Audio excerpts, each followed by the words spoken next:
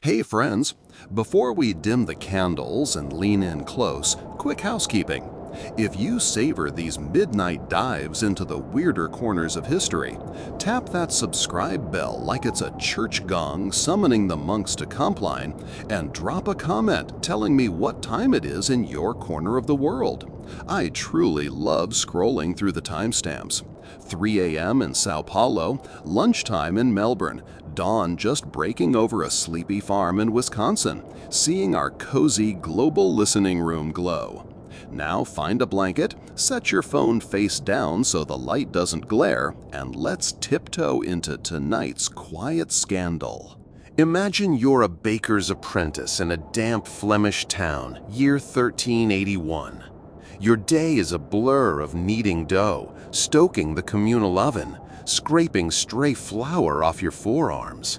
Nothing glamorous, nothing poetic, except maybe the way your heart does cartwheels whenever Lady Beatrix passes the shop on her way to Mass.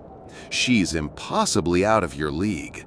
Father is a minor guild alderman, mother tastes every conversation for scandal. And you? You smell like yeast and burnt crust. But you've got one advantage no parent can detect: a walnut shell and a scrap of parchment. Because medieval Europe, contrary to modern cliches of courtly love poems penned by silk-sleeved troubadours, often relied on far humbler conduits for romance. Forget perfumed letters sealed with wax. That stuff was for nobles with coin to burn. If you were lower or middle class, romance meant repurposing whatever fell into your calloused hands. A broken spindle shard could become a keepsake, the back of a receipt could host a scribbled vow, and a nutshell, small enough to hide in a sleeve, common enough to avoid suspicion, could smuggle forbidden words across courtyards, markets, or castle kitchens. Our journey tonight is all about those nutshell notes: why they existed, how they worked, what risks they carried, and, most importantly, how ordinary people turned them into acts of microscopic rebellion against the rigid social order. Because love letters, like water, always find a crack. First, picture the nutshell itself. Medieval markets overflowed with nuts: hazelnuts, chestnuts, and, significantly, walnuts. They traveled well, kept through winters, and served as afternoon nibble or Lenten substitute for meat. Split a walnut carefully, knife blade twisting along the seam, and you're left with two neat bowls of shell. Scrape out the meat, polish the interior smooth with the corner of a linen apron, and you have something remarkable: a hollow chamber roughly the volume of a modern dice cup, light as a feather, easy to pocket, and, crucially, mundane enough to escape a guard's wandering eye. Of course, carving a message small enough to fit took patience. Scribes had quills and desks. You had a charcoal stub and murky firelight. Medieval script itself was dense, letters looped so tight they practically kissed. On a walnut fragment, barely larger than a fingernail, you squeezed entire sentences by abbreviating every third word, slashing unwanted vowels, or resorting to pictograms. A sprig for garden, a single dot for midnight, two interlocked circles for us. There was no encryption manual.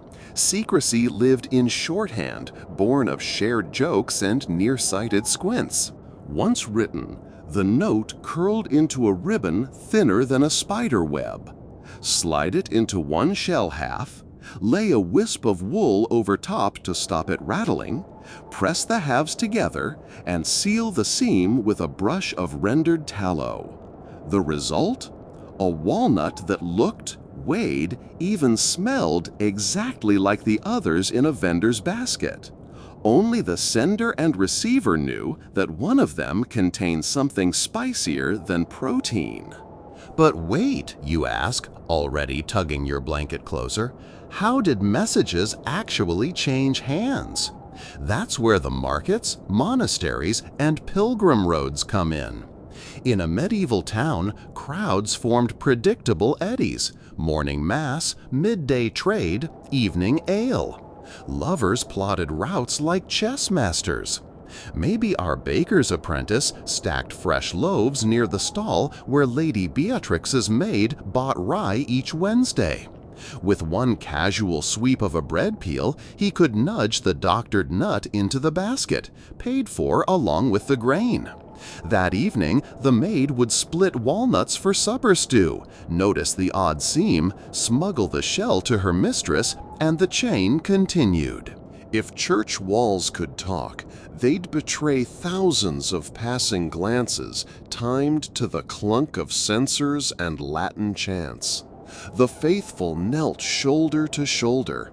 Fingertips brushed pews, not skin, but the walnut passed like a liturgy all its own.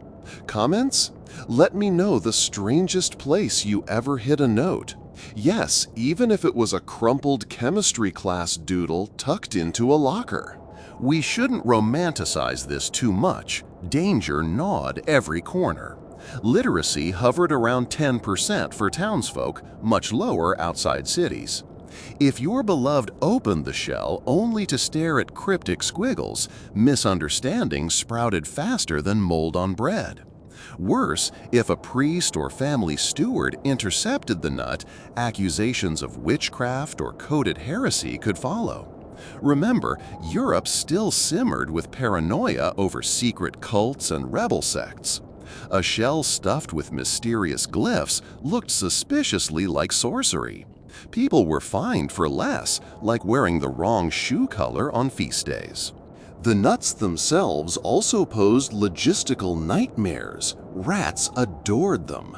Nothing ruins a clandestine plan like discovering your heartfelt plea reduced to pulp by a hungry rodent. In monastic libraries, where we'll visit later, scribes stored walnuts laced with camphor purely to distract mice from priceless codices. Lovers had to tuck their conversational nuts high, dry, and ideally somewhere vermin feared. Within iron-studded chests, on rafters slick with soot, or inside embroidered reliquaries already crowded with saintly knuckle bones. Then there's the problem of handwriting. Unlike today's anonymized fonts, medieval script was unique to the muscle memory of its writer. Curves, pressure, decorative ticks, any sharp-eyed steward familiar with your bookkeeping tallies could spot your penmanship. So lovers developed disguises, writing with a non-dominant hand, borrowing friends' quills to alter stroke with, even copying alphabets from foreign prayer books to mimic a traveling merchant's style. The margins of illuminated manuscripts sometimes show practice rows where novices rehearsed alternate scripts. Historians suspect more than one of those margins served double duty as romance training grounds. If you're still awake, kudos, you're tougher than most of my parchment students. Let's zoom wider. Nutshell notes weren't purely romantic. They carted political secrets in noble courts, smuggled price lists between rival guilds, and traveled with pilgrims along the Camino to Santiago. A pilgrim hostel in Burgos records confiscating a walnut stuffed with hair clippings and numeric ciphers, likely a trove of family charms meant to ward off highway bandits. Once you invent a pocket-sized courier, everybody wants in on the service. Couriers, by the way, hated nutshells. Paid per message weight, they found hamster-sized cargo infuriating. One disgruntled rider in Milan scrawled a complaint that little walnuts escape the inventory like lice. The note survived in city archives, proof that the postal grumbles of 1374 feel eerily like lost Amazon packages today. Let's wander next to the nunnery kitchens, because who perfected nutshell secrecy better than cloistered sisters? Their vow of silence drove creativity. Gardeners left hollow nuts among herb bundles. Scribes tucked them into candle molds destined for the chapel, ensuring the abbess herself would melt a confessional plea into view. Some convent rules attempted to outlaw the practice. St. Clare's house in Ghent forbade unseemly exchanging of kernels. The fact they had to legislate it tells you how unstoppable the habit was. And yes, sometimes these messages led to heartbreak. Some lovers found only rumors of plague waiting on the parchment. Others discovered their walnut delivered a polite farewell.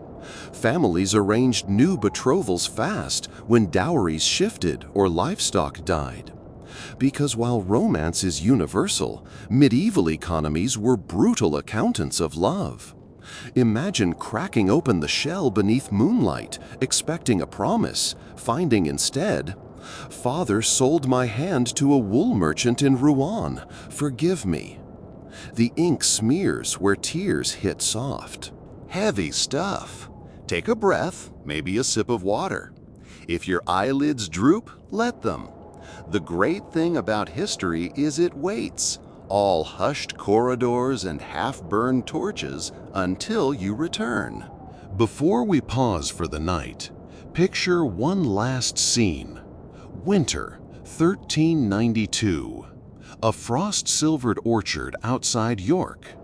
Two figures meet beneath stripped branches. Instead of kisses, they trade baskets of kindling. Hidden among the twigs, a walnut. Inside the walnut, a single gilded pin. No words, just shining metal.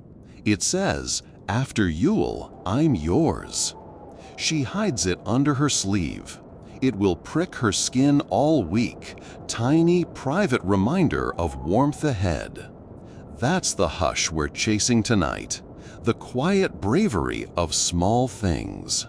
If your blanket's grown snug and the fire in your mind flickers low, perfect. That's where we'll leave our lovers for now.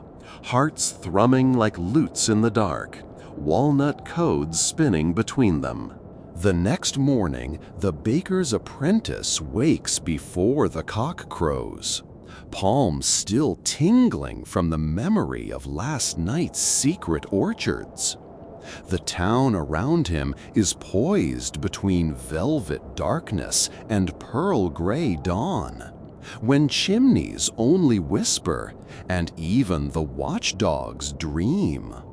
This is the hour when nutshell letters travel best, when streets smell of wet cobblestones and no one is awake to wonder why a flower-dusted boy trenches across the square with a basket that seems much lighter than it ought to be.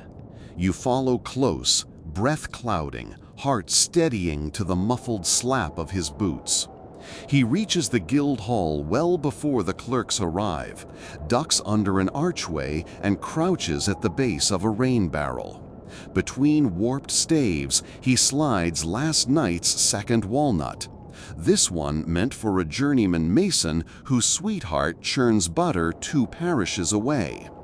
The barrel is the first relay in a chain of hiding spots, collectively known as the Sparrow's Ladder.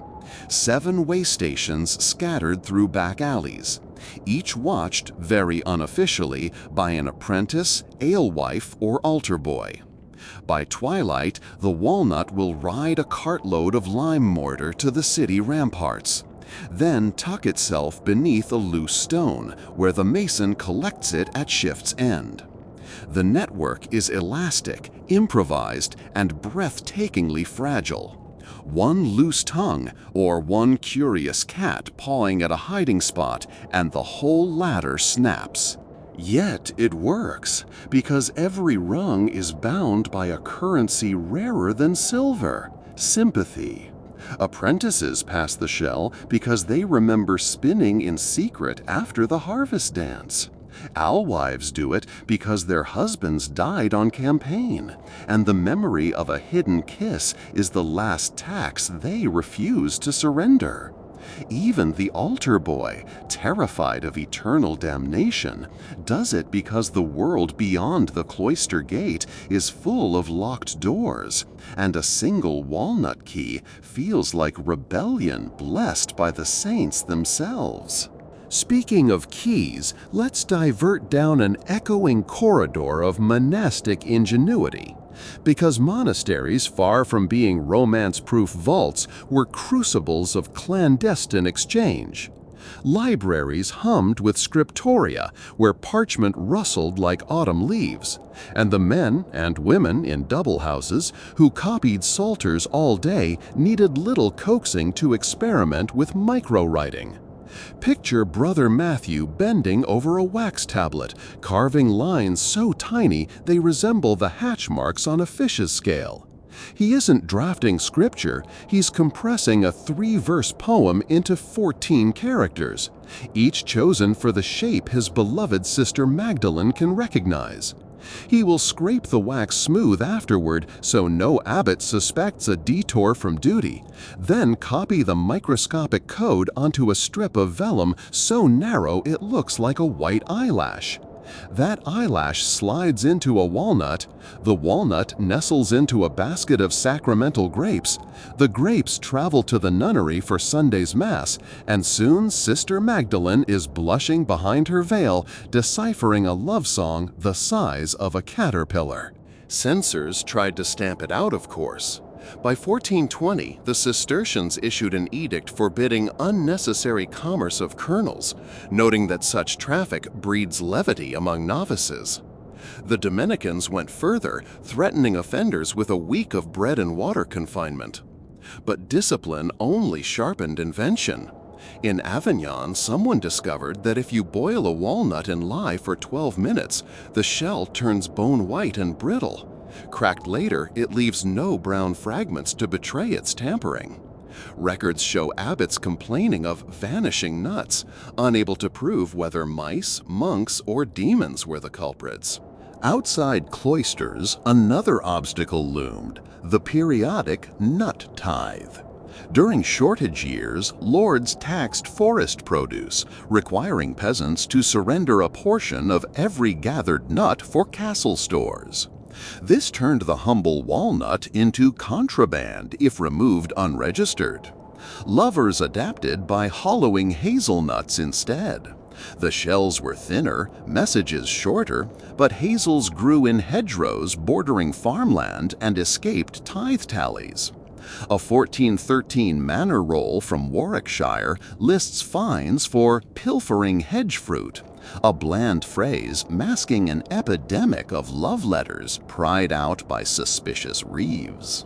We might pause here to check the comments section. Seriously, tell me if you've ever smuggled anything smaller than a postage stamp through a place it absolutely shouldn't have been. Your stories keep these midnight sessions alive like lanterns along a road. Now, allow your mind to drift hundreds of miles north, where Viking descendants on the Orkney Islands add their own twist. Walnuts don't grow that far. Enter the whelk shell. Sailors scoop out the snail, rinse the spiral cavity, and tuck inside a strip of birch bark etched with runes. The shell's natural plug is glued back with pitch. Once dry, the whelk looks like flotsam washed ashore. Sweethearts bury them at low tide beneath a distinct rock, trusting moon and memory to guide retrieval. Archaeologists have found a few, still sealed, the birch inside unreadable but fragrant with brine. Not every note was sweet. Some carried blackmail. Consider the case of Lord Henry of Vexen, 1319. His steward discovered that the laundress hid walnuts in the folds of his surcoat. At first, Henri assumed she fancied him. He cracked one open to find, "Pay what you owe to God's altar, or the bishop hears of your debts." Another read, "Did you kill your brother? Confess by Advent or rot."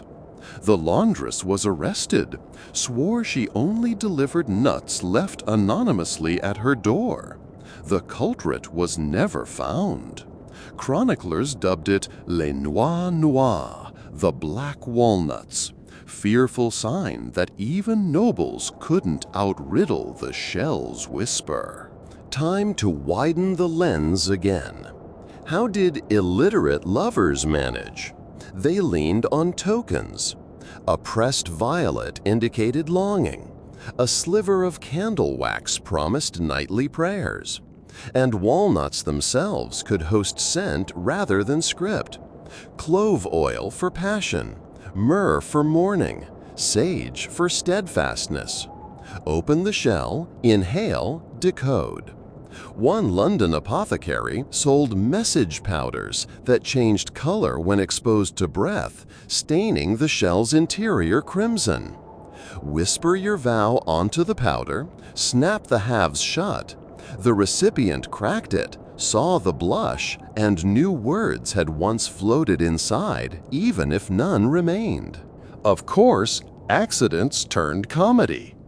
A Nottingham merchant's account notes a dispute when his apprentice mixed a basket of date nuts, imported delicacies, with local walnuts awaiting messages.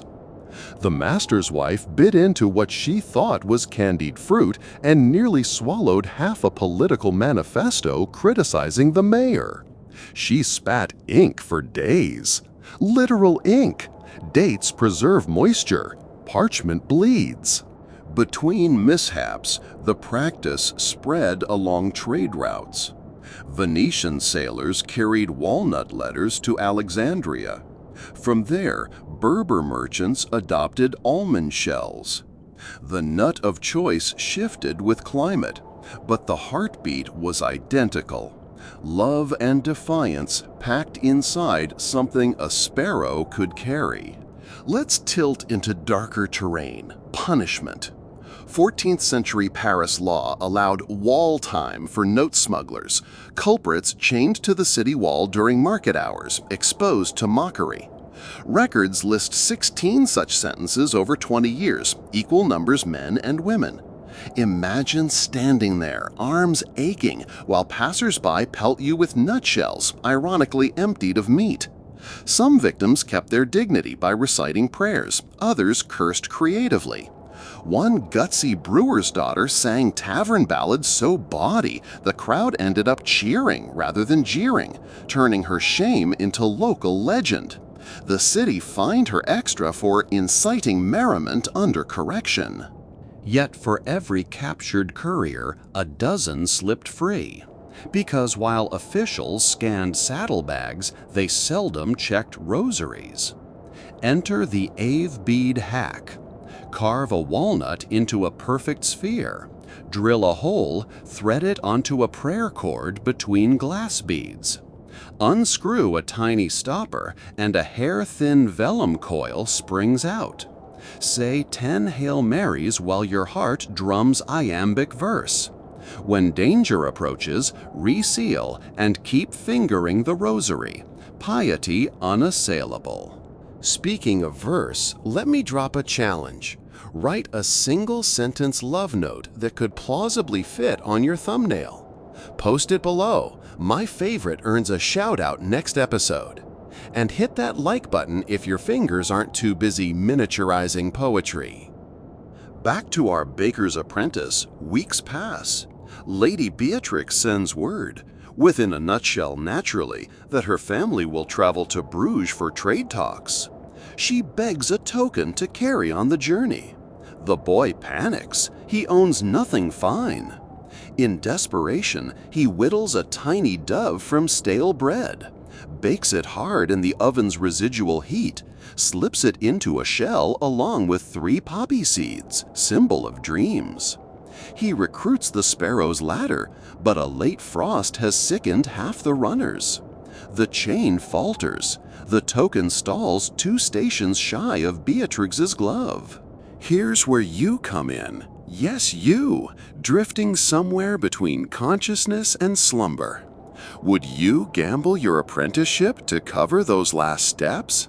That's the question lovers ask daily, feet already moving before fear could answer.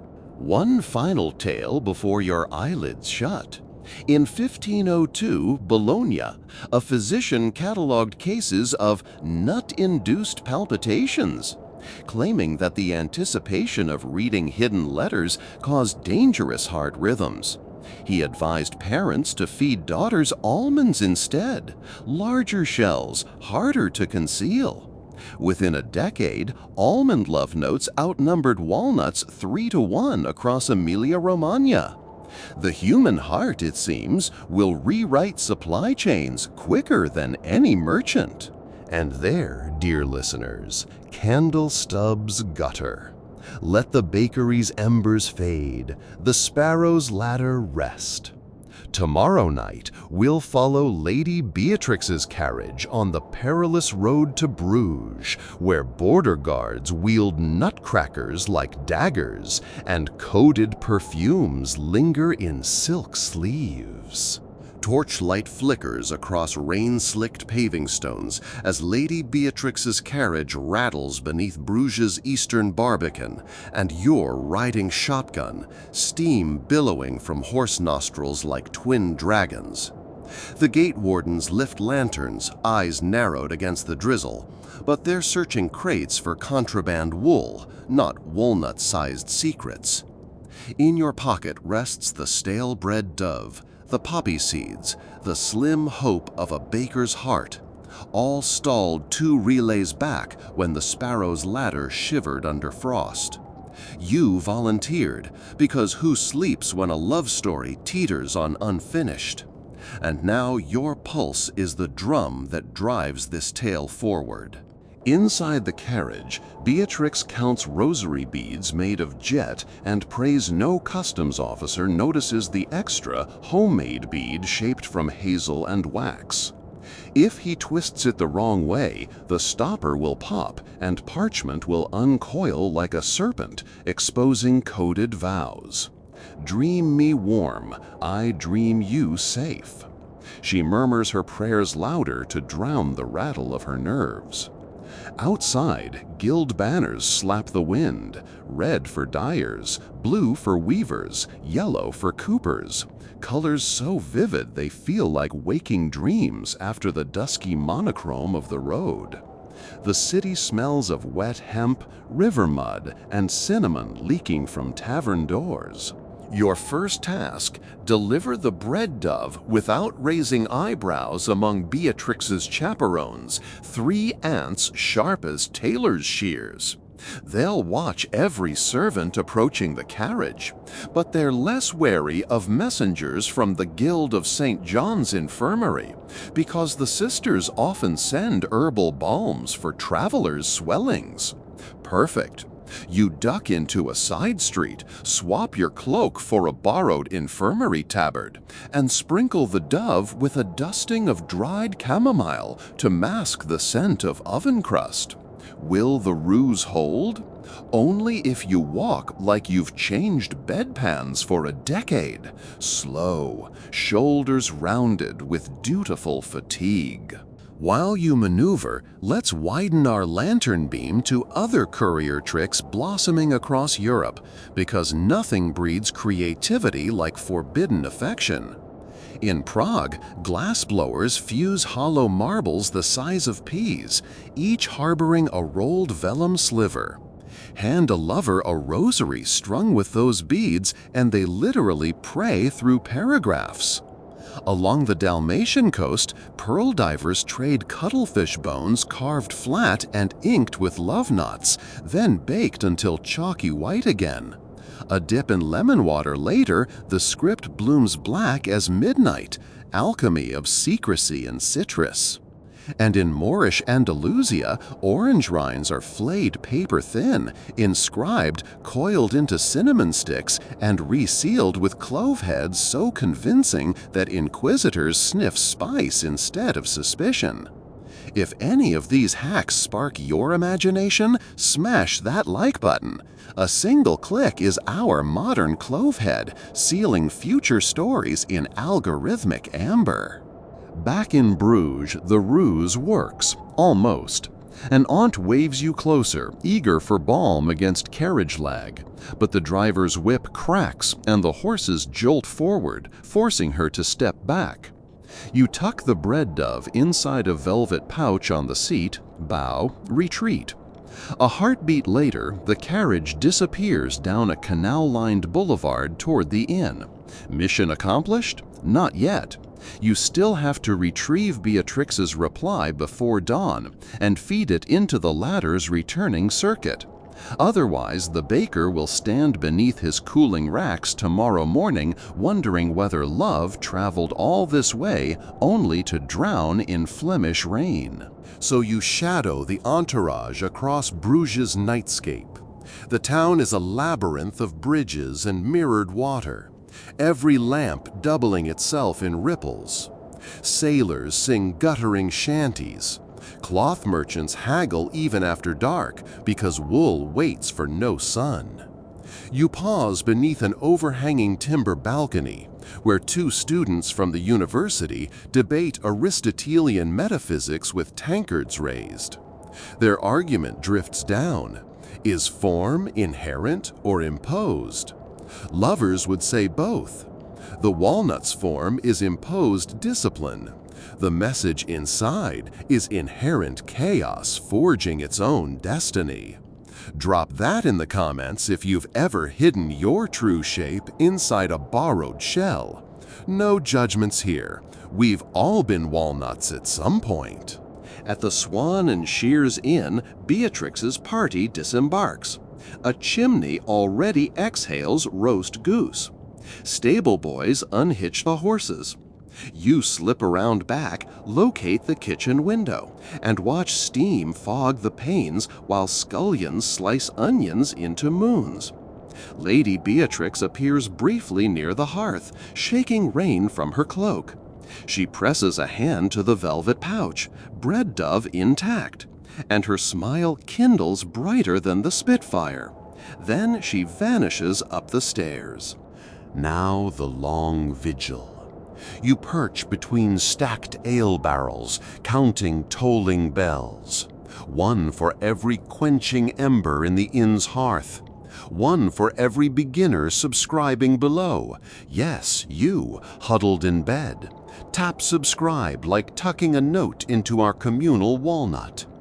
Midnight, the city watch passes, halberds clanking. First hour, a cat slinks by with a mouse tail drooping from its jaws. Second hour, shutters rattle as wind off the North Sea picks up, carrying brine and distant gull cries. Finally, the kitchen door creaks open and a shadowy figure steps out. Beatrix herself, cloak over nightgown, hair in a quick braid. She clasps the velvet pouch, scans for eavesdroppers, then kneels by the herb garden where thyme and rue glisten with rain. She pries a walnut from her sleeve, your stale bread dove nestled inside, and replaces it with a new shell, this one heavier, sealed with beeswax tinted crimson. Before you can retreat, she whispers into the dark, "Safe road, sparrow." You realize she's speaking to any invisible ally. That ally is you. Once she's gone, you collect the shell. Crimson wax means urgency, but also a trap. Some lovers coat their seals with powdered glass, so a rough crack will shred fingers and message alike. You roll it against your ear. Faint slosh? Unlikely. Could be a scent letter. You decide to wait till you reach a lamplight to crack it gently. Rule number 7 of covert note work, scribble this in your dream journal, never open a shell while adrenaline thrums. Shaky hands equal shattered evidence. The return journey proves thornier. Bruges maintains curfew. Gates lock until sunrise. Yet poppy seed promises fade with daylight. You must exit before the city stirs. Solution: the Beguine tunnels. Bruges hosts a community of lay religious women who run alms kitchens.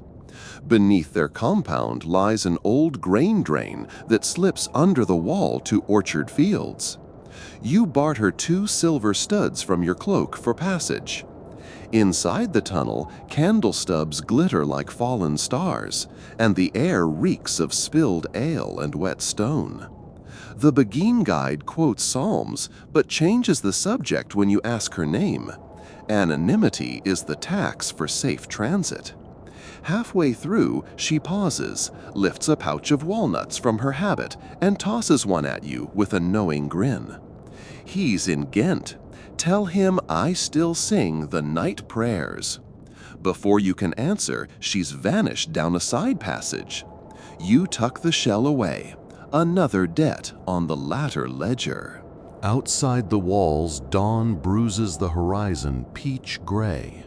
You crack Beatrix's walnut carefully with a herb knife.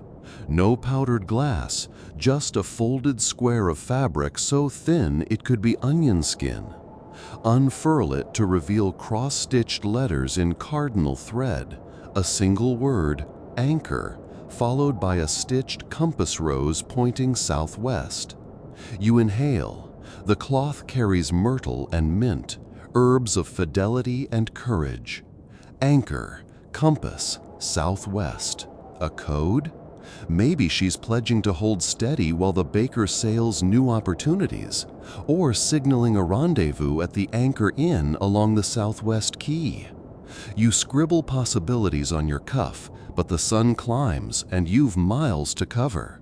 Sling the word against your heartbeat and run. Hours later, you reach the latter's fifth rung, a cooperage outside Dunkirk where barrel hoops clatter like tambourines. The cooper's youngest daughter waits, pretending to feed chickens.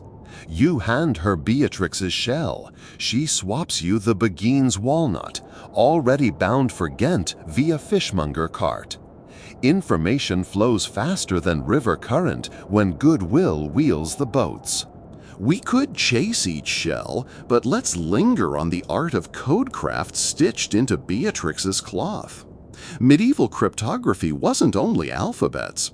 It thrived on symbol sets and synesthetic cues. Color, scent, even thread count turned into data points. Red thread often flagged urgency or danger.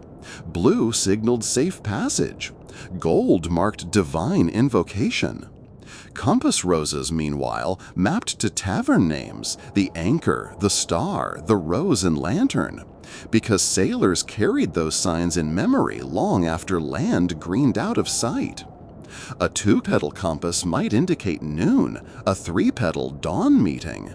It was a living emoji language centuries before Unicode. Hit the bell icon if you want a future deep dive on medieval secret alphabets. I'm collecting sources like walnuts on Michaelmas. Night falls again before you reach the baker's back door. You slide the shell through a knothole. Moments later, the door opens and he drags you inside, flour ghosting off his tunic. He cracks the walnut, gazes at the stitched word, and tears up. For a solid second, you fear he'll dissolve into doughy despair. But then he grins so wide his freckles stretch. Anchor, he laughs. She means the Anchor Bridge, where we met at Mayfair. He's found his next waypoint. He hugs you, dusting you white, and stuffs a honey cake in your pouch for the road. While he packs supplies to follow Beatrix, you collapse onto flour sacks and finally exhale. The mission rolls on, but for tonight, the shells are silent, the latter at rest. Outside, snow starts to whisper against the shutters. Late winter snow, dry and shy. The bakery warms, yeast rising, and even the ghosts of the ovens seem content. A gray-pink dawn seeps between the shutters before the baker has even finished lacing his boots, and you're already counting how many steps stand between this flour-dusted kitchen and the Anchor Bridge 2 towns away. He presses a still warm honey cake into your palm. Payment, fuel, thanks, friendship, all at once, then blows out the rushlight, plunging the room into a soft, yeasty dusk. Somewhere outside, a cock crows, but it's a weary second-hand crow, like a trumpeter testing scales rather than announcing a brand new day. You and I know the feeling. Sleep never quite arrived, but adventure didn't wait for an invitation either. Speaking of invitations, take 2 heartbeats right now. Yes, actually pause to poke that subscribe button and leave a comment telling us your favorite secret message hiding place. Every tap and keystroke tells the algorithmic gatekeepers that quiet history whispers matter more than noisy drama. And that means more midnight journeys for all of us. All done? Good. Let's unbar the door and step into into whatever comes next. The snow that started whispering during the night has turned the lane into a lumpy parchment, each footprint an ink blot. No real accumulation, just a crusty film that crunches under boots and sends tiny starbursts of frost up over your ankles. The baker shoulders a traveling satchel that looks comically small for someone his size, yet inside lies enough proofing cloth and dried sourdough starter to open a bakery in exile. He locks up, pockets the key, and turns toward the river road. You match pace beside him, bread dove gone, walnut mission evolving, both of you propelled by stitched red letters that simply say anchor. Half a mile out, the landscape unwraps into frost-nipped beet fields, every furrow glittering like pewter thread. A crow perches on a fence post, pecks at a shriveled root, then flutters off in a spray of black punctuation marks. It feels like a good omen. Crows remember faces, after all, and you'd like the local wildlife to be on your side today. The baker clears his throat. Her aunts, he begins, voice groggy from too many overnight ovens, they'll never allow a meeting. You consider, then produce the Beguine's borrowed walnut for Ghent, still undelivered. This says otherwise, you answer. Women with prayer books and silent vows have a habit of rewriting rules. Let's trust the latter. He smiles, though worry still stamps little parentheses around his eyes. An hour later, you crest a ridge overlooking the small market town of Eclo, where an orange-tiled inn roof stands out. The Compass and Chain, one of several hostelries owned by the Shipwrights Guild. You expect ordinary wayfarers and maybe a few bleary apprentices, but instead the courtyard bustles with men in doublets bearing the guild's coral and white badge. White mouth scars, too, the kind coopers use to filter sawdust, though they seem more decorative than protective. The baker stiffens. "Those colors," he mutters, "belong in Bruges harbor, not 30 miles inland." You both duck behind a piling cart stacked with barley sacks. A moment later, a carriage door opens and out steps Master Hendrik von Mill, deputy steward of the Shipwrights. His reputation? A neat ledger for every kindness, but a double-spaced record for every debt. Hendrik carries a polished walnut box the size of a Bible, banded with brass. Before you can decipher more, he looks directly at your hiding spot. You both freeze, but a wagon rumbles between, and his gaze skates over you. The baker whispers faster than kneaded dough. Hendrik's seal appeared once on a shell, blue wax, not crimson. It told Beatrix to forget the baker and accept a marriage contract with a textile investor. Ah, now the crimson urgency makes sense. If Hendrik's here, he could be intercepting the anchor message, or worse, deploying shells of his own to rewrite destiny. New objective. Get eyes on that brass-banded box. The baker is too conspicuous, so you volunteer. He objects, but you remind him of Rule 9. The smallest purse carries the heaviest coin. Translation: sometimes the messenger must act richer than the message. You swap your travel cloak for a spare baker's apron, inverting Rule 9 in style. Dust your face with flour streaks and shuffle across the courtyard carrying an empty burlap sack like it's filled with grain. Invisible among deliveries, you climb the inn's rear steps and slip inside. The interior smells of rosemary roast pork and wet wool. You navigate narrow corridors until you hear Hendrik's voice, meticulous, clipped. Through a cracked door, you spy a private parlor. Hendrik unfastens the brass bands and lifts the walnut box lid. Inside rest 3 smaller shells, one waxed blue, one green, one striped half red, half white. He consults a ledger, dips a quill, and notes down something before resealing the box. Time to improvise. You slide into the kitchen, snatch a pitcher of ale, and saunter back to the parlor doorway, playing demi-servant. "Pardon, my lord, the host bids you taste the house ale, gratis for honored guilds." Hendrik studies you. His eyes are like iron nails, able to pin boards together with a glance. "Name?" he asks. "Ansel," you say. The Beguine's tunnel guide told you to use it in emergencies. It works. He nods and waves you in. You set the ale on the table, intentionally too far from him, forcing him to rise. As he does, you bend to adjust the tray and, swift as cracking a shell, slide the striped walnut into your apron pocket, replacing it with a similar weight nut from a bowl of snacks. Risky? Absolutely. But fortune favors the flour-smudged. Back outside, you hurry toward the baker, but a harsh shout freezes your blood. "You, Ansel!" Hendrik has discovered the swap. You spin, throw flour in the face of a stable boy to create chaos, sorry lad, then dive between horses before Hendrik's men can reach you. The baker sees commotion and grabs your sleeve, pulling you into a side alley cluttered with broken wreaths from last week's fair. You shove the striped walnut into his palm. "We need to know what's inside," you pant.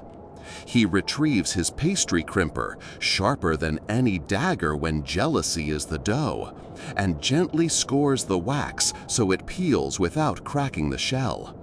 Inside, parchment strips, not 1, but 2, woven like basket reeds. The first strip bears Hendrik's copperplate. "Anchor bridge at vespers. Show cloth. Gain dowry. Erase debts." The second, penned by someone else in green ink, "Bring the shell. The kingfisher waits until twilight." A second conspirator? The baker's knuckles whiten around the parchment. If he means to buy her hand, he'll ruin her reputation with clandestine meetings. We can't allow it. But you notice something subtler. The word kingfisher underlined thrice. Ornithological codes often indicate a double bluff. Kingfishers dive under reflection to find truth. A hint that the message might call Hendrik to a decoy rendezvous. Could Beatrix be stringing him along to buy time?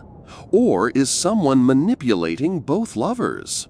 Either way, you must reach the Anchor Bridge before vespers. A carriage would be fastest, but Hendrik's men have commandeered most. Instead, you borrow 2 sturdy tanner's ponies and follow the canal towpath, hoofbeats muffled by snow slush. The baker rides awkwardly. He's more comfortable guiding dough than reins, but determination straightens his spine. Mid-journey, as willows swipe at your cloaks, he asks softly, "Why risk so much? You could have stayed in the bakery." You shrug. "Because stories perish without couriers," you say, "and couriers perish without stories." He laughs, a deep sound like oven doors slamming shut, and the ponies pick up pace. By late afternoon, The bridge's silhouette emerges, a timber span arched over a narrow bend of river, its support piles crusted with ice. On one bank stands a warehouse branded with an anchor emblem, now shuttered for winter repairs. A single lamp burns above the door, guttering in the breeze. It's early, Vesper's bell hasn't rung, but a cloaked figure already waits at midspan. Slender, posture erect? Beatrix? No, the height is wrong. You signal the baker to stay back while you approach, walnut hidden in sleeve. The stranger turns. It's one of Beatrix's aunts, and Isabel, the sternest. She eyes you like raw dough she doubts will rise. "Courier," she says, no greeting. "You meddle beyond mandate." Her hand emerges, holding a walnut of her own, waxed in plain beeswax, uncolored. "Deliver this to Hendrik. Tell him Beatrix accepts no dowry earned through coercion." She thrusts it forward. You hesitate. "And if I refuse?" you ask. "Then Beatrix's journey ends at convent, and your baker bakes bread for ghosts." She spins on heel and strides away, cloak billowing. You crack the aunt's walnut right there on the bridge. Damn the ultimatum. Inside is a blank parchment painted with dissolved lead salts. Invisible ink. Heat will reveal the message. You pocket it for later and signal the baker. But before he can join you, hooves clatter. Hendrik's carriage barrels down the road, flanked by 2 riders. No time for stealth. You shove the striped walnut back into sleeve and walk toward them. Hendrik dismounts, iron nail eyes scanning. "You again." His voice could rivet hulls. You hold out the striped shell. "From the Kingfisher," you say. He takes it, inspects wax. Still striped, but replaced nut inside, likely empty. He cracks it, finds empty shell. Face reddens. "Where is the parchment?" he growls. "With the river," you lie smoothly, nodding to icy current below. An audible tooth grind. He signals guards, but just then the Vespers bell tolls from a distant church. The sound rolls like slow thunder. Hendrik turns back downriver, shouting orders to scour both banks. In the confusion, the baker emerges, grabs your elbow, and you both slip behind the warehouse. You light a sliver of candle under a tarp to warm the aunt's invisible parchment. Words bloom gradually. Anchor bridge. After dusk. Baker must stand beneath north lantern alone. Confess feelings. Freedom follows. It's Beatrix's hand, the loops in her wise unmistakable. The aunt was a conduit, not a warden. But being seen together could doom the plan. So you send the baker to the lantern while you plot distraction. Across the bridge, Hendrik's men stomp snow, searching for non-existent parchments. You pick up a loose iron hoop, cross to the opposite bank, and hurl it into the canal. Splash echoes like a body falling.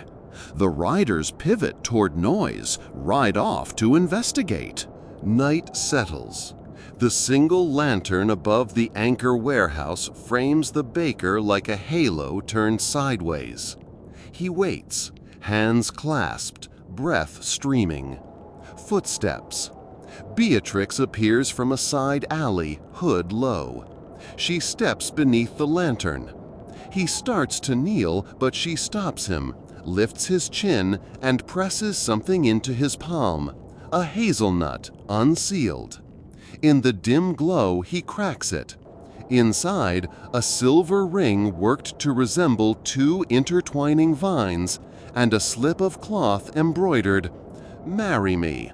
Not tomorrow, not next feast, But when the plums bloom, B. Tears blur his grin, yours too. But then torchlight flares at bridge end, Hendrik returning.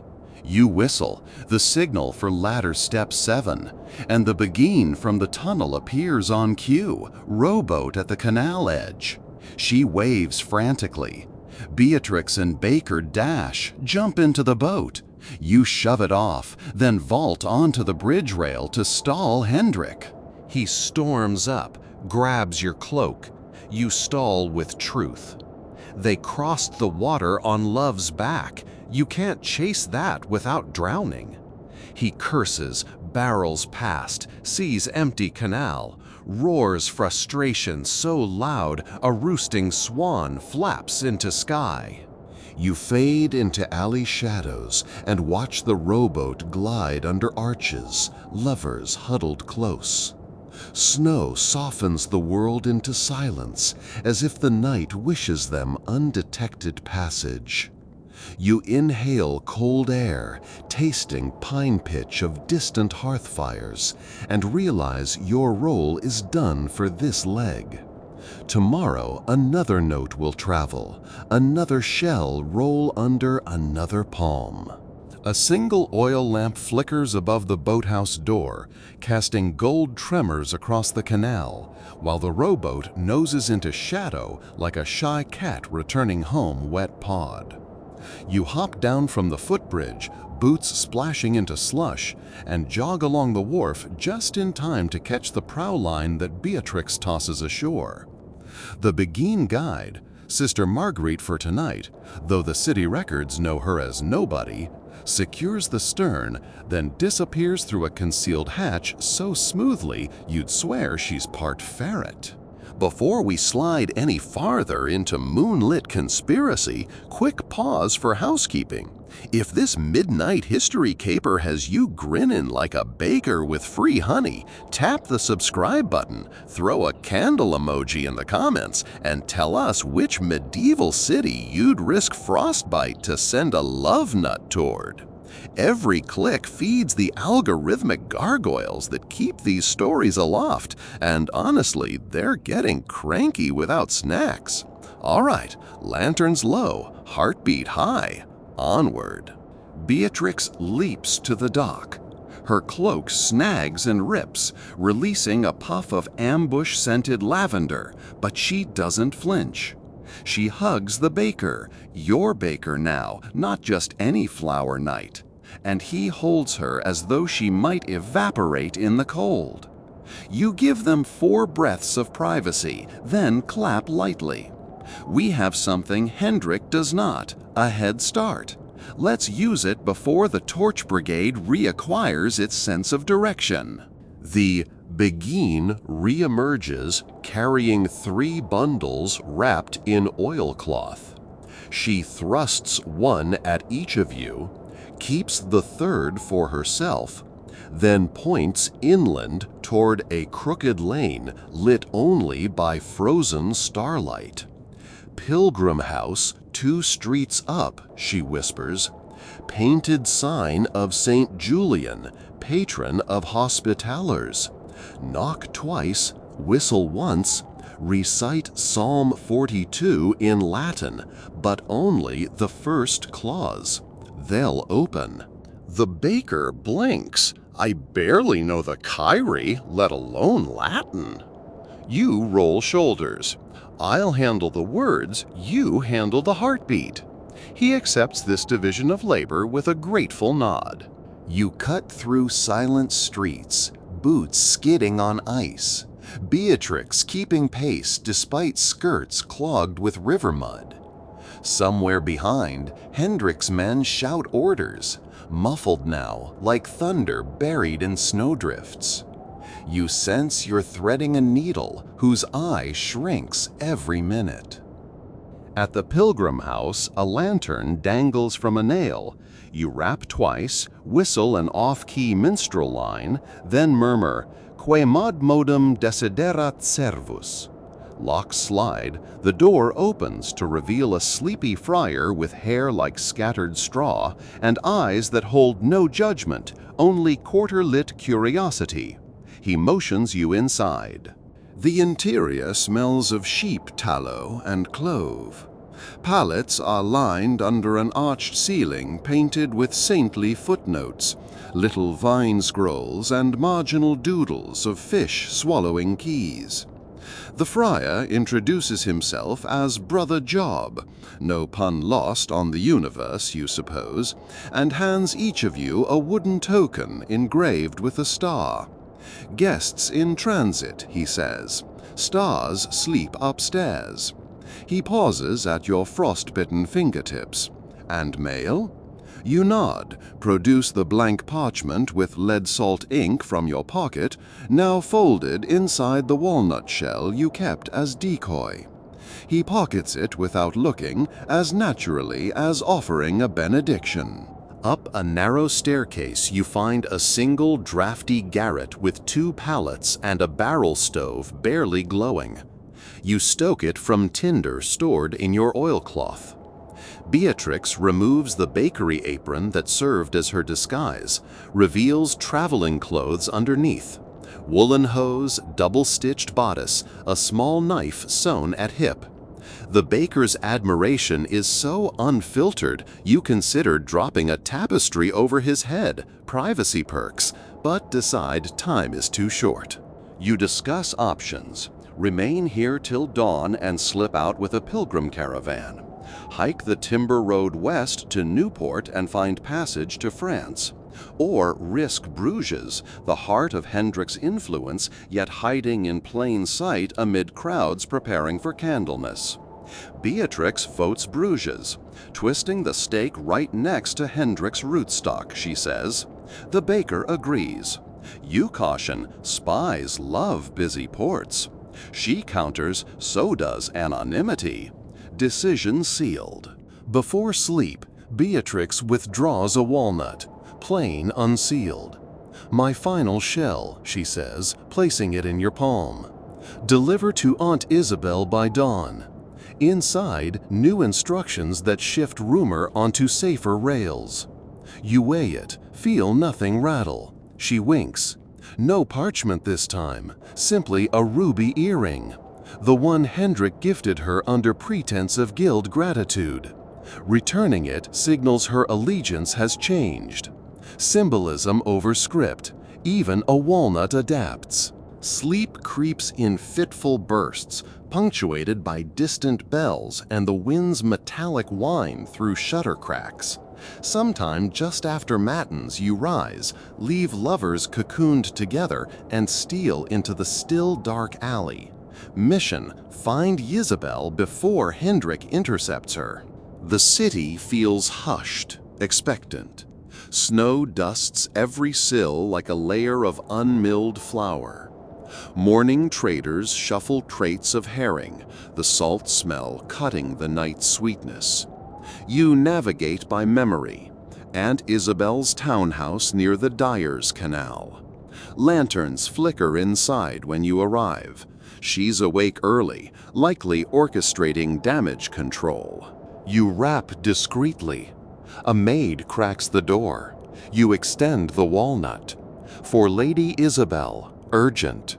Maid disappears. Moments later, Isabel herself appears in doorway, hair unbound, face pale. She invites you into a vestibule heavy with incense. Hendrik accuses me of theft, she murmurs without greeting. Says a striped shell carried proof. She studies the walnut in your hand. You pass it over silently. She cracks it, removes the ruby earring, inhales sharply. Tears well, she bites them back. Beatrix lives. You confirm. Then my chain to Hendrik is snapped. She stows the earring in a pouch and presses a tiny bottle of dark ink into your hand. Iron gall, she whispers. Beatrix will know. She shows you a small burn on her palm, the begin sign for sworn secrecy, then ushers you out before servants gossip. As dawn melts the frost, you return to the pilgrim house. Beatrix now stands by the stove, polishing her knife. The baker packs bundles of rye biscuits and dry sausage for the road. You hand her the ink vial. She smiles. "Enough gall to write a whole new history," she says. Time to travel. Brother Job slips you through a back gate, down to the frozen canal, where a hay barge awaits, its owner bribed with 2 honey cakes. You crawl under tarps between hay bales, ponies tethered behind like lumpy shadows. The barge drifts under creaking trees, ice clinking like tiny bells against Hull. Hours later, at a lock outside Bruges, you disembark, stiff and hay-covered, but free. City gates loom, their stone towers frosted like wedding cakes. You time entry with a procession of wool merchants merging into flow. At the Weavers' Square, you follow Sister Marguerite through a warren of courtyards to a modest alehouse called the Quiet Cup, run by lay sisters who brew near sacred small beer. In a curtained alcove, she unveils a half-finished tapestry, a sparrow perched on ladder rungs. Each rung is stitched with names. You note your alias, Ansel, newly added. She threads the last rung, Plum Day, a code for the lover's future wedding. Marguerite gives Beatrix a purse of seed pearls, dowry enough without guild strings. A gift from silent investors, she says. Likely a network of women tired of marriages brokered over ledger books. Beatrix's eyes gleam, the baker's knees wobble. But Hendrik isn't idle. At dusk, a crier near the Burg Square reads a proclamation. Wanted, 1 flower-covered thief and a woman answering to be. Reward, 30 silver groats. Descriptions crude but close. Guards cluster at bridges. Your window to vanish narrows again. Beatrix hatches a daring plan. Attend the Guildhall masquerade tonight, Candlemas Eve, where Hendrik must appear. There, publicly present the ruby earring to the High Steward, exposing his coercion. The spectacle will grant her legal exit from any forced betrothal. Risky? Like juggling torches in a barn of gunpowder, but also final. Hours before the ball, Sister Marguerite produces costumes. Beatrix, a crimson domino cloak with fox face mask. The baker, a simple charcoal juggler's outfit. You, a livery of the city watch, borrowed from a sympathetic guard. Iron gall ink becomes invisible markings on Beatrix's fan, visible under candle smoke. Proofs of Hendrik's bribery copied from Isabel's ledgers. The Guildhall blazes with candles, chandeliers making amber rivers across polished floorboards. Masked revelers swirl to shams and rebecks. You station yourself by main doors, spear in hand, scanning for Hendrik. He strides in wearing a peacock plume mask, arrogance unmistakable. Mid-dance Beatrix glides to the dais, fan raised. Candle smoke curls. Hidden ink words glow faintly.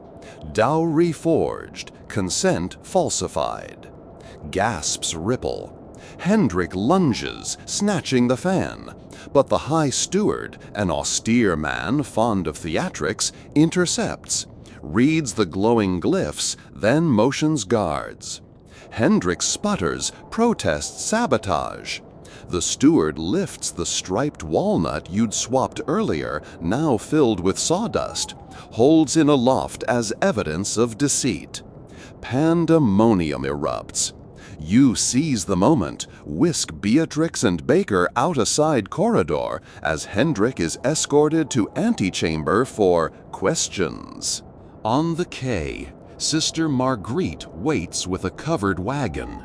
You load supplies, replace masks with cloaks. The wagon trundles away, heading south to Lille, where a sympathetic bishop will marry them discreetly at first bloom of plums. You ride escort until city lights fade behind. At dawn, in a meadow rimed with frost pearls, the trio halts. Beatrix turns to you. "Courier," she says softly, "do you ever carry your own heart in a nut?" You chuckle. "Too fragile. I prefer letters." She hands you a walnut anyway, sealed in plain wax. "For when you meet someone worth cracking walls for," she says. You pocket it, promise to guard it. You part ways at a crossroads marked by a leaning oak. They guide wagon westward. You watch until they disappear into sun-kissed mist. Then, alone, you open the walnut, curiosity winning. Inside, a scrap of tapestry thread, plum-colored, and a single word: soon. Maybe they mean the wedding, maybe the next assignment. Either way, you tighten your cloak and turn east toward the distant clang of city gates and the whisper of fresh messages waiting to hatch. The moon has already traded its silver for a pale bronze, that uncanny hour when owls consider a second supper and bakers debate an early start. You, meanwhile, are sprint limping down a frozen cart track somewhere north of Arras, boots too thin, lungs burning like parchment pressed to a brazier. Every heartbeat drums the same refrain: keep moving or the plan dies. Let's pause only long enough for our nightly pact. If this clandestine courier saga keeps your eyes wide and your pillow proud of its insomnia, smash that subscribe button like a tavern door during curfew. Drop a walnut emoji in the comments, our unofficial badge of shell-born secrets, and confess what absurd object you'd use to pass a love note if quills and paper vanished tomorrow. That little nudge tells the algorithmic gatekeepers to lower the drawbridge for more restless history lovers. All set? Cloak tight, story tighter, forward. Wind tears across the plateau in bitter slices, humming through coppiced willows. You clutch the plum-colored thread Beatrix left you, your talisman, or maybe leash, and replay her final instruction. Meet Brother Rayner before Matins, ruined priory of St. Brigida. He'll deliver the next shell. Simple on parchment, less simple on numb feet, with hounds surely not far behind. The priory appears at last, a cluster of roofless arches like rib bones laid bare against the dawn. Everywhere you look, stone griffins stare into nothing, and ivy strangles old columns. You duck through a shattered transept window and almost collide with a man kneeling in the nave. Brown habit, patched at the elbows, frost on his tonsure like early halo. Brother Rayner. He doesn't rise. Instead, he lifts a hand, palm outward, the Beguine burn mark visible even here. Words ride vapor. You carry the sparrow's twig? You produce the thread. He nods, draws from his sleeve a hazelnut this time, striped with red wax and smelling faintly of rosemary. He presses it to your palm, closes your fingers around it. "Run south," he murmurs. 3 leagues to Lens. Seek the sign of the blackboard. Give the nut to the chalk seller. Then rest. You begin to thank him, but freeze as torches flare beyond the lancet arch. Hoofbeats. Hendrick's men arrived faster than dread. Rayner shoves you toward a trap door disguised beneath a cloister slab. "Crypt tunnel," he hisses. 2 turns, then surface in the orchard wall. Go! He turns to meet the intruders, chanting the invitory as though he actually is finishing matins. You drop through the trapdoor into breath-numbing darkness. Your flint sparks. The brief light reveals a corridor no taller than a child. Slime on brick. Air gravid with the scent of centuries. You crawl. Once, twice, you think you hear pursuit above, the scrape of boots, a barked order, but the tunnel swallows every sound like a miser swallowing coins. At the second turn, daylight needles through a fissure. You shoulder a loose brick, tumble into orchard loam under thorny pear trees. Rats scatter. You right yourself, wipe crypt mud from cheeks, and, because habits die last, check the hazelnut, intact. The road to Lens is a ribbon of frozen mud, sun now wrestled halfway up a pewter sky. Farmers pass in silence, pushing sledges of frozen beet. Nobody notices you, but paranoia drapes your shoulders heavier than any cloak. Each milestone you scrape the wax with fingernail just to feel the shell's ridges, confirm it's real and not dream residue. Lens appears by noon, a town wrapped in smoke from charcoal pits, all black roofs and steeples jagged as broken teeth. Locating the sign of the blackboard is easy. The shingle literally is a child's slate, chalked daily with a fresh proverb. Today's reads, "A locked chest invites a clever crow." Under it, a stall sells lumps of chalk, slate shards, and, curiously, dried lavender bundles. The vendor is a woman in gray wimple, eyes so sharp they probably etch glass. You set the hazelnut on the stall. She brushes chalk dust from fingertips, picks up the nut, weighs it. Without a word, she snaps it, no ceremony. Inside, a twist of linen containing 3 items. First, a signet ring bearing the seal of Bruges Bakers Guild, Hendrix unmistakably. Second, a tiny sketch of 2 swans entwined, a symbol you recognize from the tapestry rung.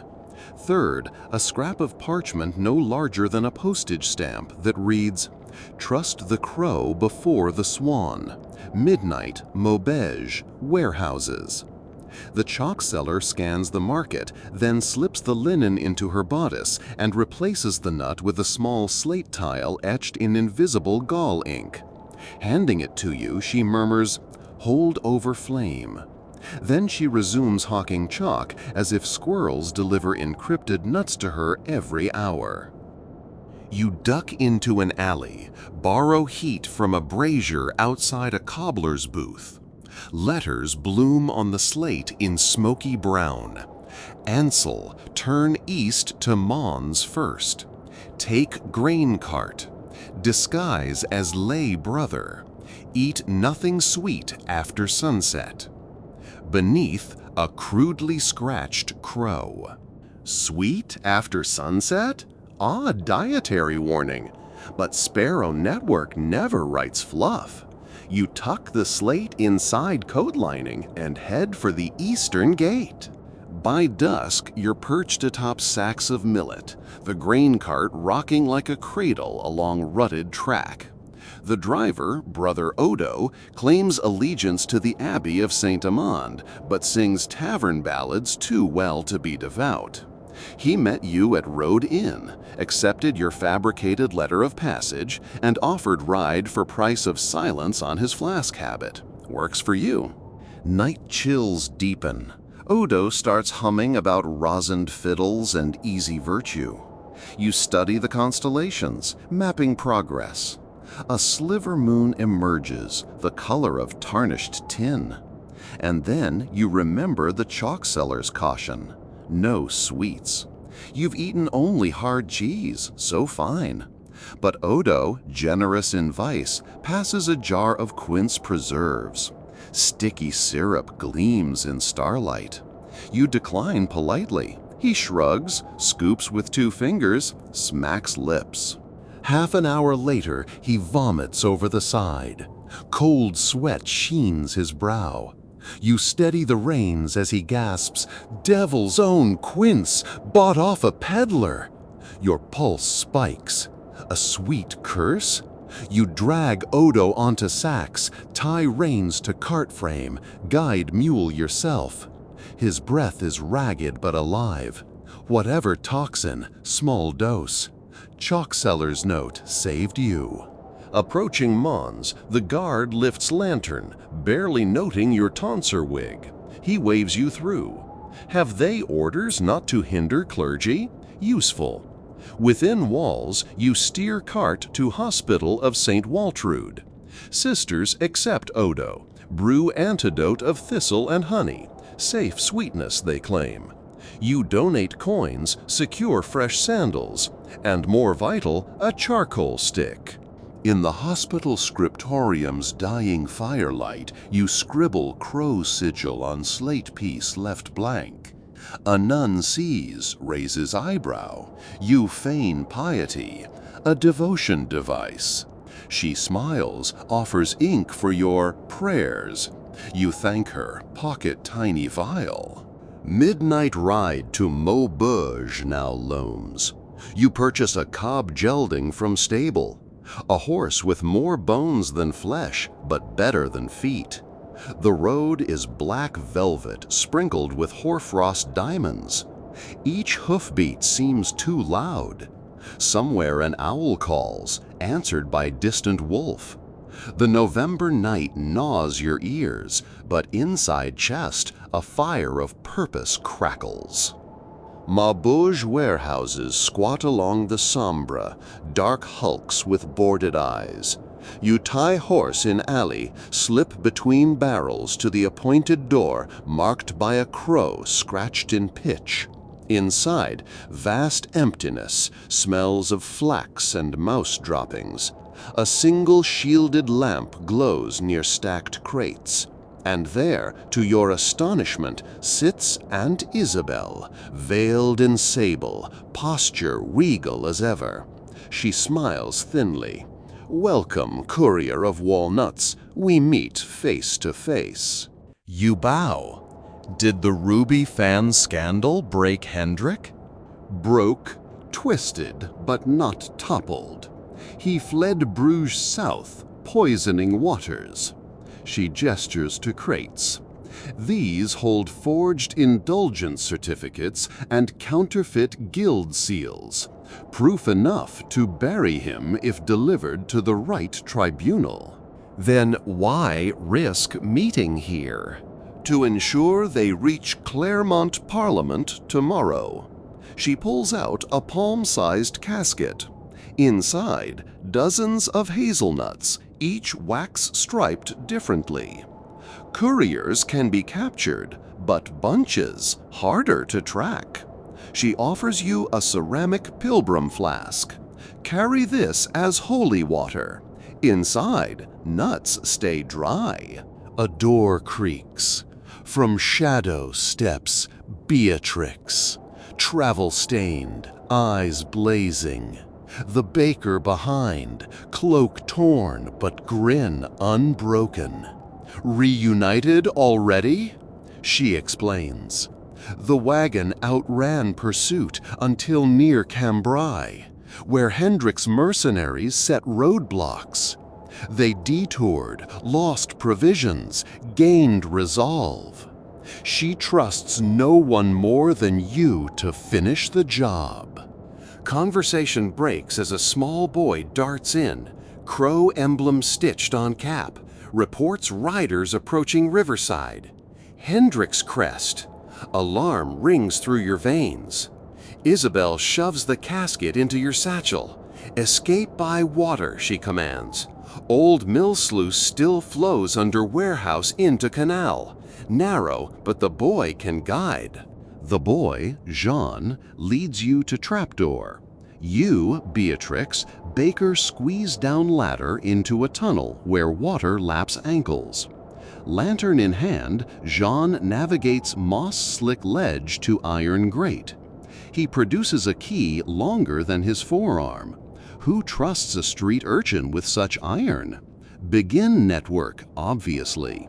Gate opens, cold water up to shins. You wade, clutching satchel above head. Behind, boots clatter in warehouse. Hendrick's voice echoes fury. Down in tunnel, sound carries like drums. He knows the sluice. You urge party forward. Tunnel shrinks until only crawling possible. Satchel jams. You twist sideways, scraping knuckles raw. Beatrix shoves Baker ahead, then pushes you by shoulders. Water now waist deep, current tugging. Then you burst into open canal beneath wharf pilings. A skiff awaits, tied loosely. Jean jumps aboard, grabs oars. All scramble in. You sever rope with knife. Skiff drifts into channel, moon overhead. Torches flare on dock. Hendrick arrives, wheezing rage, crossbow in hand. A quarrel slaps water yards away. Jean rows feverishly. You use cloak as sail in faint wind. Distance widens, torches shrink. Soon only night. Safe? Temporarily. Jean takes you to a weir where locks channel water into Meadow Pond. Another courier, this time an elderly washerwoman, waits with donkey cart and hay bed. Nuts transfer. She smiles toothlessly. Clermont by vespers tomorrow. Off she trundles. Dawn bruises sky. Exhaustion swamps your limbs. You collapse under Willow, Beatrix beside you, Baker snoring already. She turns the plum thread round her finger. "We have cracked so many shells," she whispers, "yet our own remains closed." She hands you a fresh walnut, unsealed. Inside, nothing but seed meat. "Proof some nuts carry only nourishment," she teases. You chuckle, finally allow eyelids to fall. Dawn broke like stained glass shattering. Pink shards, amber splinters, and a center of blinding gold. You wake in a hay-scented cart rolling south, lids gritty, throat wrapped in a woolly scarf Beatrix must have tucked around you while you slept. The caw of a distant rook is your only welcome, but there's no time for gentler greetings. Whispered history is sprinting toward its verdict, and we have a trial to crash.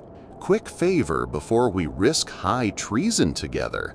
If you've savored these midnight escapades, nutshell conspiracies, crypt tunnels, poisoned quince, tap subscribe like you're hammering a blacksmith's anvil.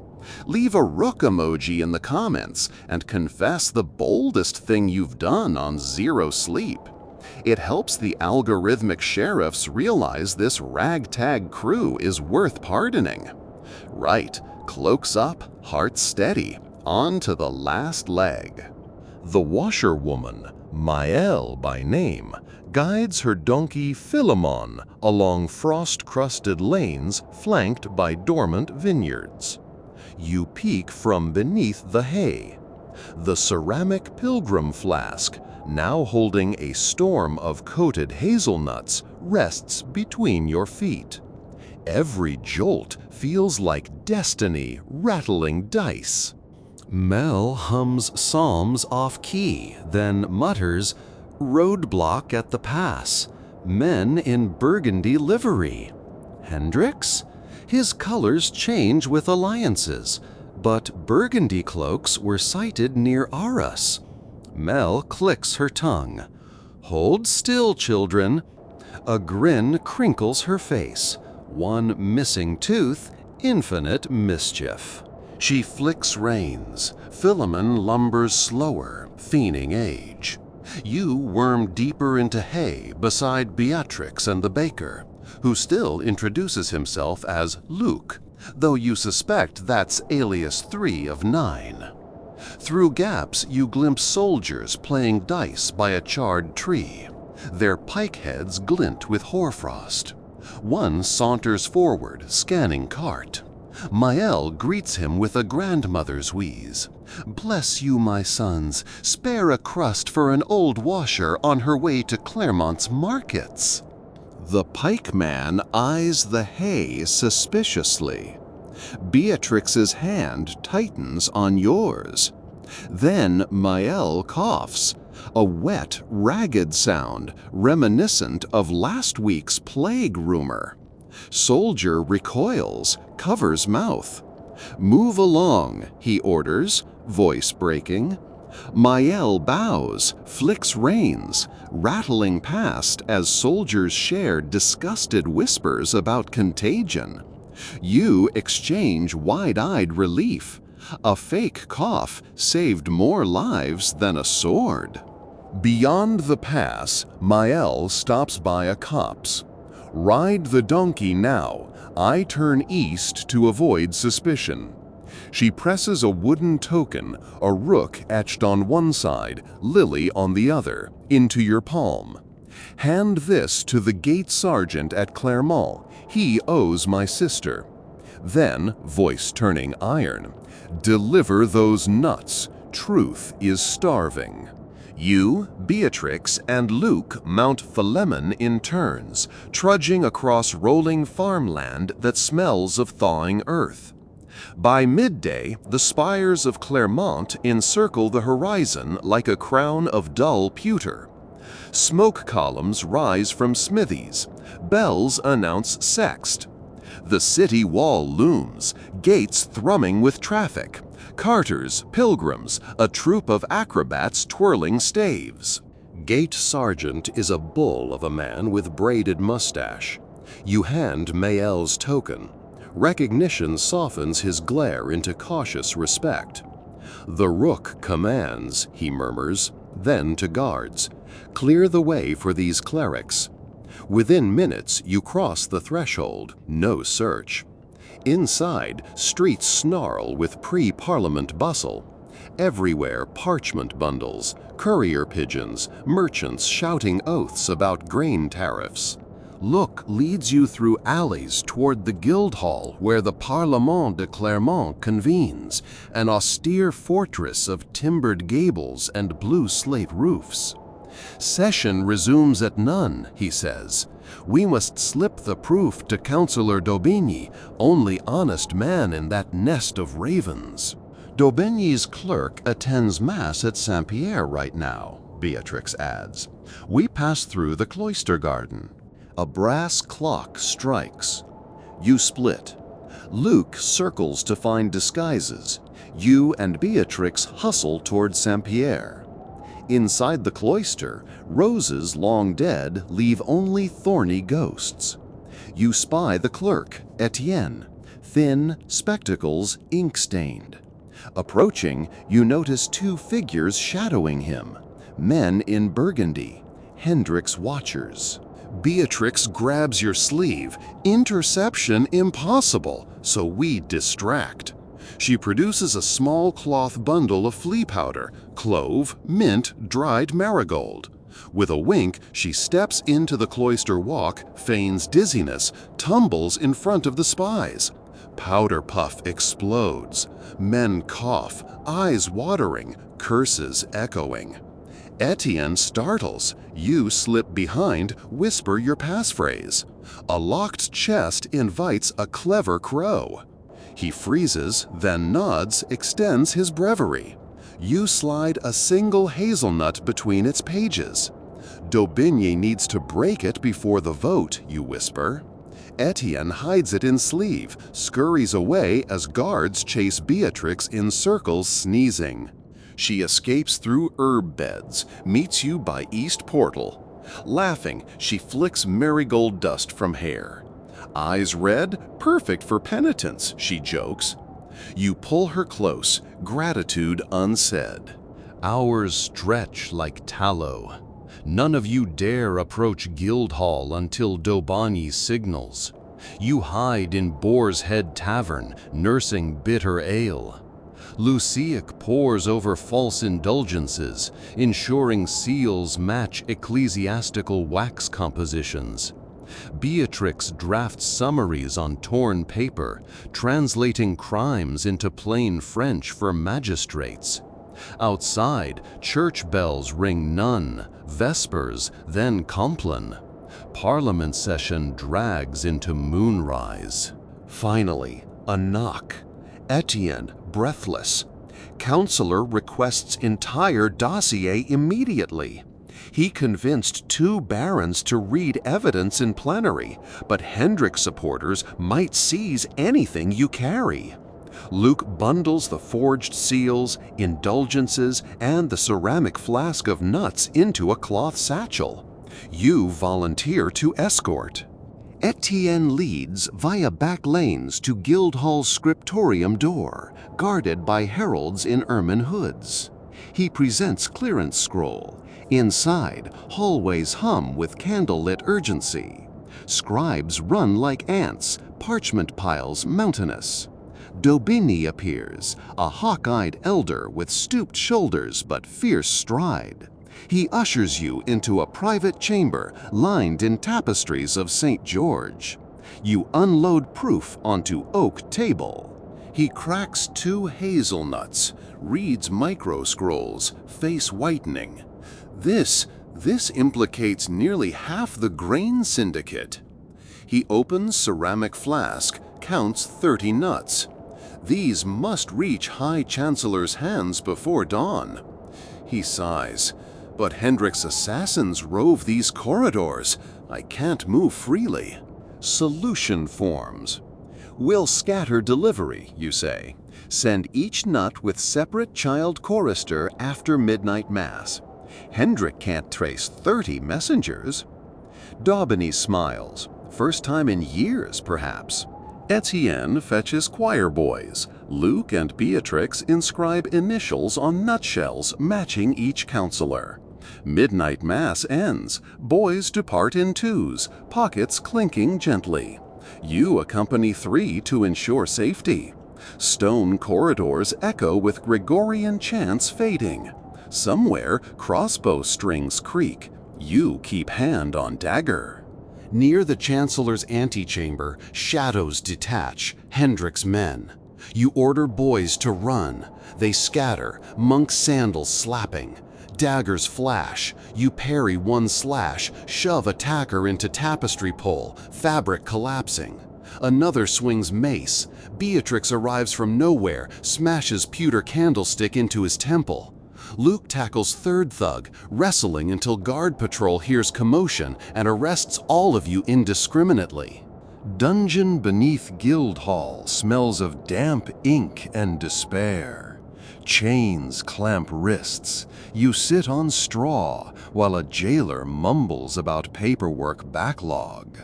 Hours bleed. At dawn, iron door clanks. Enter Counselor Daubigny himself, eyes twinkling. Release them, he orders. Jailer protests.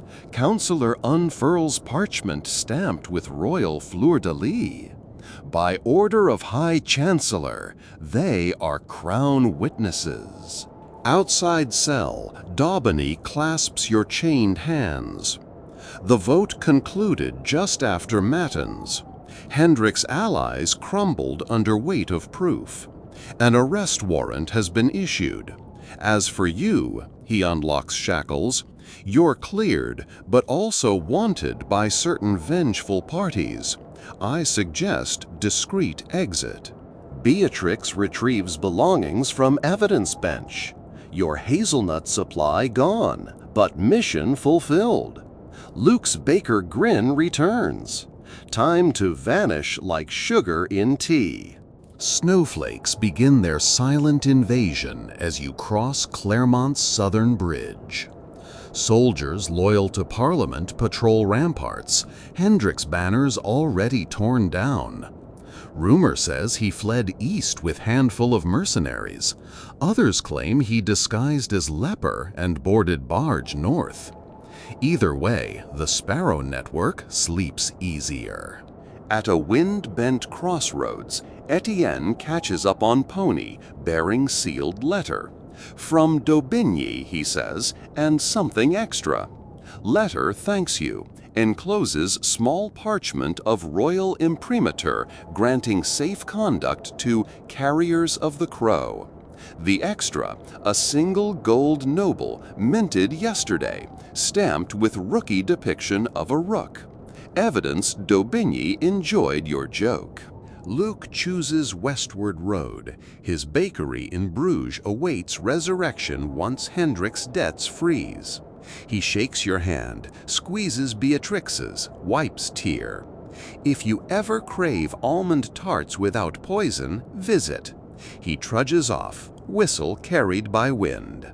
You and Beatrix watch sunrise paint clouds peach. She turns, pulling out the empty walnut from earlier. Still nothing inside, she muses. Maybe time we write our own message. She cracks shell fully, splits halves, tucks in the plum-colored thread. Your first token from her. What should it say, she asks. You produce a quill, dip into ink vial salvaged. On sliver of parchment you pen, no more tunnels, meet me in light. You roll it, seal with drop of candle wax, press both halves together. Now, Beatrix says, we need a courier. Jean the urchin materializes from ditch, grinning. You hand him the walnut. Deliver this to the windmill above Arras in 1 month, you instruct. Recipient will be wearing violet ribbon. He pockets nut, salutes. You and Beatrix set off south, following sun. No hounds, no poison, just crunch of snow and the promise of unencrypted words shared by firelight. Maybe you'll build a bakery scriptorium hybrid where nuts hide actual food, not conspiracies. Or maybe intrigue will call again, but with the rook's blessing rather than desperation. Before distance swallows us, turn once more to the watchers across centuries. If this final flight stirred your pulse and soothed your eyelids all at once, seal our adventure with a last subscribe. Pass the video to anyone who mistrusts ordinary walnuts, and tell us which part of this journey kept you most awake. The Sparrow Network may rest, but stories never slumber.